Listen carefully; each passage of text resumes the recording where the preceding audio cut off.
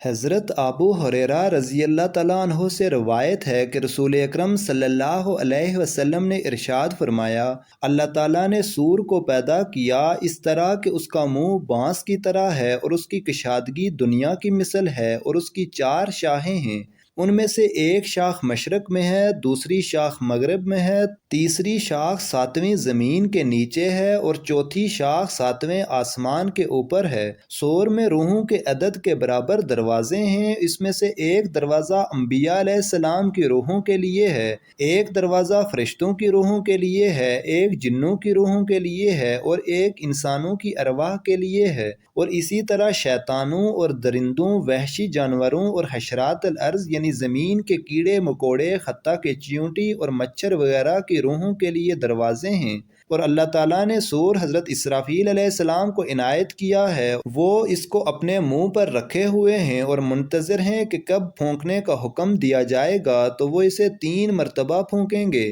پہلی مرتبہ جب پھونکا جائے گا تو ان لوگوں کے علاوہ جن کو اللہ تعالیٰ چاہے گا، تمام مخلوق جو آسمانوں اور زمینوں میں ہے، سب کے سب ڈر جائیں گے، اور اللہ تعالیٰ حضرت اسرافیل کو حکم دے گا اور وہ اس کو پھونکیں گے تو پہاڑ چمکدار ریت کی طرح ہو جائیں گے، آسمان موج مارے گا اور سخت گردش میں آئے گا، اور زمین جنبش میں آئے گی، جس طرح کے پانی میں کشتی طوفان کے دوران ہچکولے کھاتی ہے۔ حاملہ عورتیں بچے گرا دیں گی، اور دودھ پلانے والی عورتیں بچوں کو دودھ پلانا بھول جائیں گی، لڑکے بوڑھے ہو جائیں گے اور شیطان بھاگیں گے، یہاں تک کہ وہ زمین کے کناروں میں آئیں گے تو فرشتے ان سے ملیں گے، ان کے منہ پر ماریں گے اور واپس لے جائیں گے۔ اللہ تعالیٰ نے فرمایا کہ ندا کا دن یعنی قیامت کا دن ایسا دن ہے کہ جس دن تم پیٹھ پھیر کر بھاگو گے اور زمین پھٹ جائے گی اور لوگ آسمان دیکھیں گے تو ان پر ستارے گریں گے، آفتاب میں گہن ہوگا، آسمانوں کو علیحدہ علیحدہ کر کے پوست کھینچے جائیں گے، یعنی الگ الگ ہر آسمان کا پوست کھینچا جائے گا اور ان کا پردہ اٹھا لیا جائے گا، مردے ان حالتوں میں غفلت میں رہیں گے، اور یہ حالت 40 برس تک یا جب تک اللہ تعالیٰ چاہے قائم رہے گی۔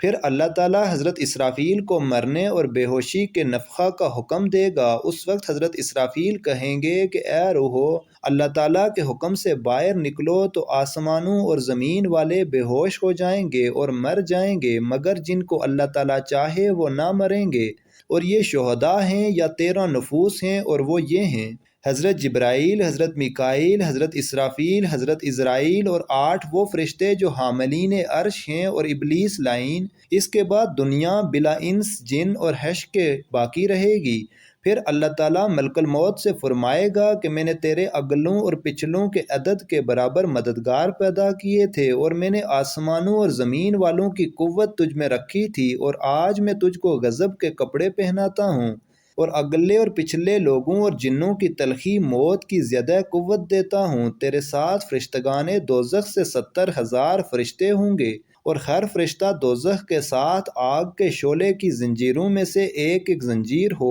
اور مالک داروغہ دوزخ کو آواز دے کہ وہ دوزخ میں دروازوں کو کھول دے، چنانچہ ملک الموت ایسی صورت میں آئیں گے کہ اگر اس صورت میں ان کی طرف زمین و آسمان والے دیکھیں تو ضرور مر جائیں گے، تو وہ ابلیس کی طرف آئیں گے اور اس کو شدت سے جھڑکی اور دھمکی دیں گے، جس کی وجہ سے وہ بے ہوش ہو جائے گا، اور اس کے گلے سے خرخر کی ایسی آواز نکلے گی کہ اگر اس کو اہل آسمان اور اہل زمین والے سن لیتے تو بے ہوش ہو جاتے۔ اس کے بعد ملک الموت اس سے کہیں گے کہ ٹھہر اے حبیس، میں تجھے موت کا مزہ چکھاؤں گا، تو نے کتنی عمر پائی اور کتنی صدیوں سے لوگوں کو گمراہ کیا ہے۔ تو وہ ملعون مشرق کی طرف بھاگے گا، جب ملک الموت اس کی آنکھوں کے درمیان دیکھیں گے تو وہ مغرب کی طرف بھاگے گا، اس وقت پھر ملک الموت اس کی آنکھوں کے درمیان نظر کریں گے، اس کے بعد وہ دریاؤں میں غوطہ لگائے گا تو دریا اس کو قبول نہ کریں گے، چنانچہ ہمیشہ بھاگتا رہے گا اور اس کے لیے پناہ کی کوئی جگہ نہ ہوگی، یہاں تک کہ وسط دنیا میں حضرت آدم علیہ السلام کی قبر پر کھڑا ہوگا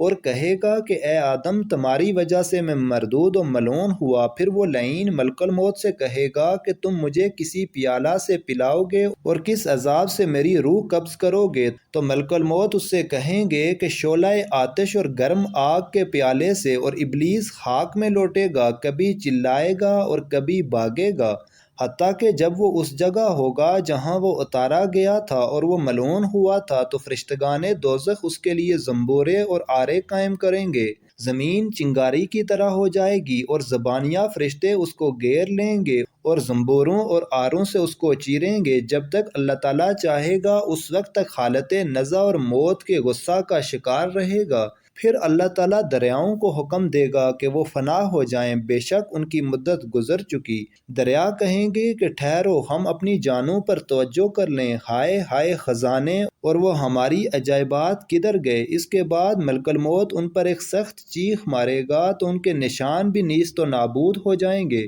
گویا وہ تھے ہی نہیں۔ پھر پہاڑوں کو حکم دیا جائے گا کہ وہ فنا ہو جائیں، اس لیے کہ ان کی مدت ختم ہو چکی ہے۔ چنانچہ وہ کہیں گے کہ ذرا ہم اپنی جانوں پر رو لیں، ہمارے خرم کے درخت اور درختوں کی جمعیت کہاں ہے اور ہمارے تودے کہاں ہیں۔ اس کے بعد ملک الموت ان پر ایک سخت چیخ مارے گا تو وہ پگھل جائیں گے۔ پھر زمین کو حکم دیا جائے گا کہ وہ فنا ہو جائے کیونکہ اس کی مدت تمام ہو چکی ہے، تو زمین کہے گی کہ مہلت دی جائے تاکہ ہم اپنی جانوں پر رو لیں، تو ملک الموت اس پر سخت چیخ مارے گا اور اس کی دیواریں گر پڑیں گی۔ پھر ملک الموت آسمان پر چڑھے گا اور اس پر ایک سخت چیخ مارے گا تو اس کے سورج اور چاند میں گہن لگے گا اور ستارے تاریک اور بے نور ہو جائیں گے۔ پھر اللہ تعالیٰ فرمائے گا کہ اے ملک الموت، میری مخلوق میں سے اب کون باقی رہا؟ ملک الموت کہے گا کہ جبرائیل و میکائیل علیہ السلام اور اسرافیل و عزرائیل علیہ السلام باقی ہیں۔ اس کے بعد اللہ تعالیٰ ملک الموت سے فرمائے گا